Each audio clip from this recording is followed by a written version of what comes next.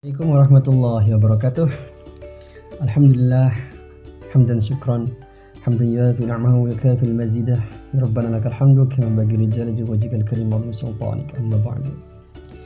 Pertama-tama kita panjatkan kehadiran Allah Subhanahu wa taala yang telah memberi kita nikmat kesehatan, nikmat iman. Kemudian selawat serta salam kita panjatkan ke junjungan kita Nabi besar Muhammad sallallahu alaihi wasallam, sang revolusioner umat yang telah membawa kita dari zaman kebodohan menuju zaman yang terang benderang seperti sekarang ini. Sebelumnya, perkenalkan, nama saya Haji Adil Munawir Wildani, salah satu mahasiswa Universitas Islam Negeri Mataram, prodi Ilmu Al-Quran dan Tafsir. Di sini saya membuat video ini bertujuan untuk sebagai ujian akhir semester dari mata kuliah pemikiran tafsir modern dan kontemporer yang saya bawa kali ini, yakni penafsiran tentang tafsir Al-Azhar karya Buya Hamka. Sebelum kita beranjak kepada tafsirnya, saya akan memaparkan sedikit mengenai biodata dari Buya Hamka itu sendiri. Kiai Haji Abdul Malik Karim Amrullah, atau yang kita sebut dengan Buya Hamka, lahir pada tahun 1908 di Minangkabau, Sumatera Barat. Beliau merupakan putra tersayang dari Haji Rasul yang kemudian menunaikan ibadah haji ke Mekah dan mengganti namanya menjadi Abdul Karim, yang kemudian di mana namanya ini dinisbatkan kepada Buya Hamka menjadi Abdul Malik Karim, dan kemudian kata Amirullah juga di nama beliau dinisbatkan kepada kakeknya yang bernama Syekh Muhammad Amirullah. Kemudian semenjak kecil Buya Hamka sudah dididik keras oleh bapaknya, sebagaimana juga dakwah yang disampaikan oleh bapaknya yang keras, dan juga sebagai watak seorang Minang kala itu. Kemudian pemikiran tafsir yang dilontarkan oleh Buya Hamka dimulai setelah beliau menunaikan ibadah haji, kemudian pulang ke Indonesia, dan di sana beliau ditawarkan untuk mengikuti salah satu seminar di Pakistan, di Universitas Punjab di Lahore, Pakistan. Usai mengikuti seminar, Hamka melanjutkan tawaran ke Mesir atas undangan Muktamar Islam yang sekretaris jenderalnya ialah Sayyid Anwar Sadat, salah seorang perwira anggota Dewan Revolusi Mesir, di samping Presiden Jamal Abdel Nasir. Lawatan Hamka ke Mesir kebetulan bertepatan dengan kunjungan ke negarawan Presiden Soekarno pada waktu itu. Maka terjadilah kesepakatan antara Muktamar Islam dan Usubahat Al-Muslimun dengan Universitas Al-Azhar untuk mengundang Hamka mengadakan suatu muhadharah atau ceramah di gedung As-Subhah Muslimun guna memperkenalkan lebih jauh pandangan hidup Hamka kepada masyarakat akademisi dan pergerakan di Mesir. Hal inilah yang kemudian menjadi suatu pengalaman yang sangat besar bagi Hamka, yang kemudian beliau diberi gelar Dr. Humoris Causa atau Ustadziyah Fakhriyah Dr. Humoris Causa, yang merupakan gelar tertinggi dari Universitas Al-Azhar Mesir. Gelar ini begitu memotivasi Hamka untuk melanjutkan syiar Islam yang berpusat di Masjid Agung Kebayoran Baru. Hamka semakin sering menyampaikan pelajaran-pelajaran tafsir usai sholat subuh disebabkan oleh bermacam kegiatan pengajian dan khutbah Jumat Hamka yang memukau. Masjid Agung Kebayoran Baru pun mulai dipadati jamaah.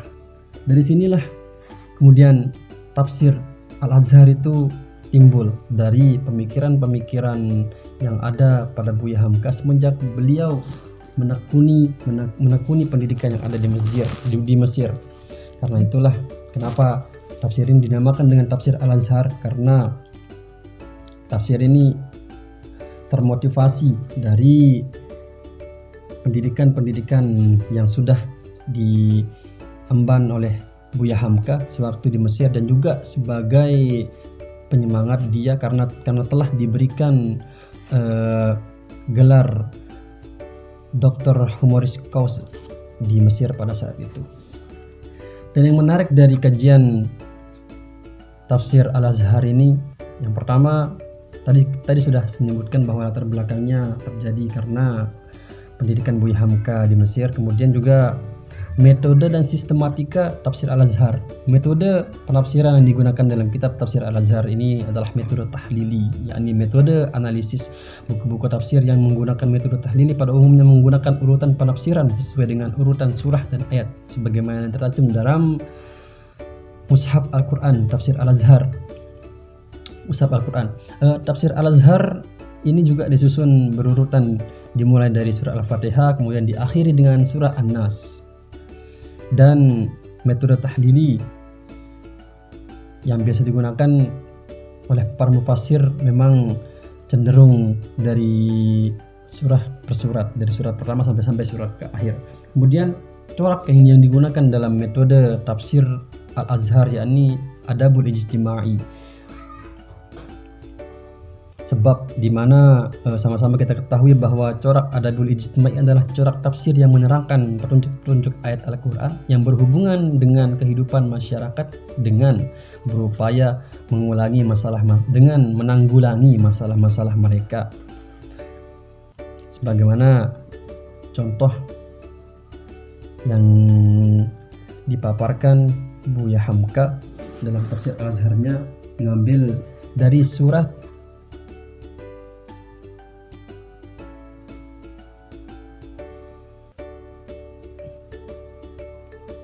yang berbunyi wa in kuntum ala safarin wa lam tajidu katiban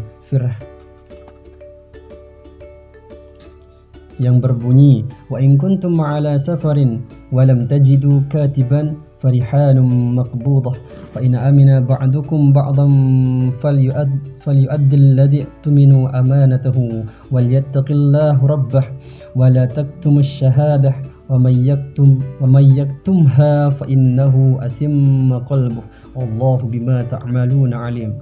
Yang artinya, jika kamu dalam perjalanan dan bermuamalah tidak secara tunai sedang kamu tidak memperoleh seorang penulis, maka hendaklah ada barang tanggungan yang dipegang oleh yang berpiutang. Akan tetapi jika sebagian kamu mempercayai sebagian yang lain, maka hendaklah yang dipercayai itu menunaikan amanatnya, hutangnya, dan hendaklah ia bertakwa kepada Allah Tuhannya, dan janganlah kamu para saksi menyembunyikan persaksian, dan barang siapa yang menyembunyikannya maka sesungguhnya ia adalah orang yang berdosa hatinya, dan Allah Maha mengetahui apa yang kamu kerjakan. Kemudian menurut Buya Hamka dalam tafsirnya, ayat di atas menjelaskan bahwa dalam Islam tidak ada pemisah antara agama dan negara. Hamka juga menegaskan bahwasanya agama Islam bukanlah semata-mata mengurus soal ibadah dan puasa saja. Bahkan urusan muamalah atau kegiatan hubungan di antara manusia dengan manusia yang dinamai dengan hukum perdata sampai begitu jelas disebut dalam ayat Al-Quran, maka dapatlah kita mengatakan dengan pasti bahwa soal-soal begini pun termasuk ajaran agama pula. Karena Islam menghendaki hubungan yang harmonis antara keduanya, tidak adanya satu kerusakan antara satu sama lain, sebagaimana dijelaskan dalam hadis Rasulullah SAW yang berbunyi la dirara wa la darara, tidak merusak dan tidak kerusakan, dan tidak menimbulkan suatu kemudaratan. Mungkin sekian yang saya paparkan, kurang lebihnya mohon maaf. Jika ada kesalahan mohon dimaafkan, dan jika ada suatu tanggapan silahkan ditanggapi. Assalamualaikum warahmatullahi wabarakatuh.